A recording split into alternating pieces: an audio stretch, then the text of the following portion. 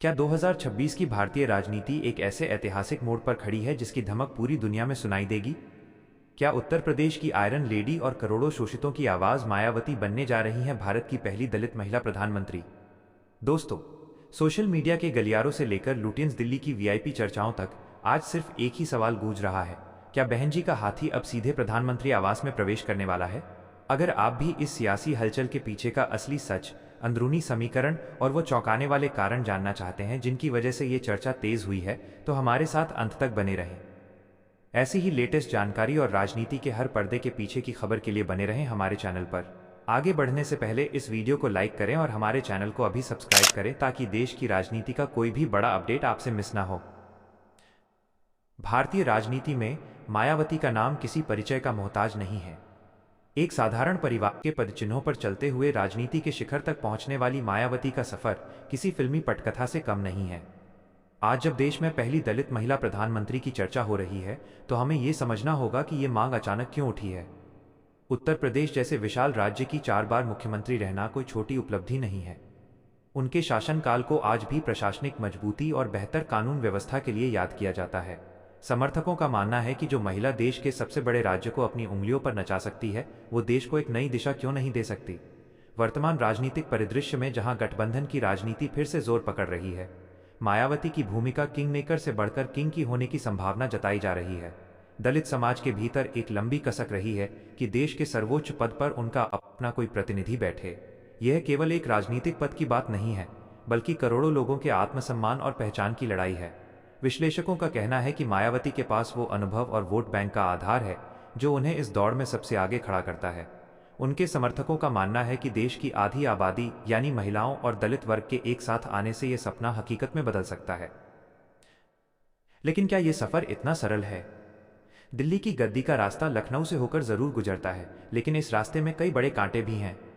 मायावती के सामने सबसे बड़ी चुनौती है अपने पुराने वोट बैंक को फिर से एकजुट करना, जो पिछले कुछ चुनावों में बिखरता हुआ नजर आया है। चर्चा इस बात की भी है कि क्या आज के दौर में जहां ब्रांडिंग और डिजिटल मार्केटिंग का बोलबाला है, मायावती का पारंपरिक चुनाव प्रचार का तरीका काम कर पाएगा। प्रधानमंत्री पद तक पहुंचने के लिए केवल उत्तर प्रदेश ही काफी नहीं है। उन्हें पंजाब, हरियाणा, मध्य प्रदेश और राजस्थान जैसे राज्यों में भी अपनी ताकत दिखानी होगी। इसके अलावा राष्ट्रीय राजनीति में चेहरा बनने के लिए अन्य विपक्षी दलों का समर्थन जुटाना एक टेढ़ी खीर साबित हो सकता है। क्या कांग्रेस या अन्य क्षेत्रीय दल एक ऐसी नेता के पीछे खड़े होंगे जिनका अपना एक सख्त एजेंडा और कार्यशैली है? राजनीतिक गलियारों में यह भी चर्चा है कि मायावती की चुप्पी किसी बड़े तूफान के आने का संकेत है। वो अक्सर तब उभरती हैं जब सब उन्हें दौड़ से बाहर मान लेते हैं। इस बार भी उनकी रणनीति जमीन पर कार्यकर्ताओं को मजबूत करने की है। विरोधी खेमा भले ही उन्हें कमजोर आंक रहा हो, लेकिन राजनीति के माहिर खिलाड़ी जानते हैं कि मायावती को नजरअंदाज करना भारी पड़ सकता है। उनकी ताकत उनका वो साइलेंट वोटर है जो कैमरे पर कुछ नहीं बोलता, लेकिन ईवीएम का बटन दबाते समय अपनी ताकत दिखा देता है।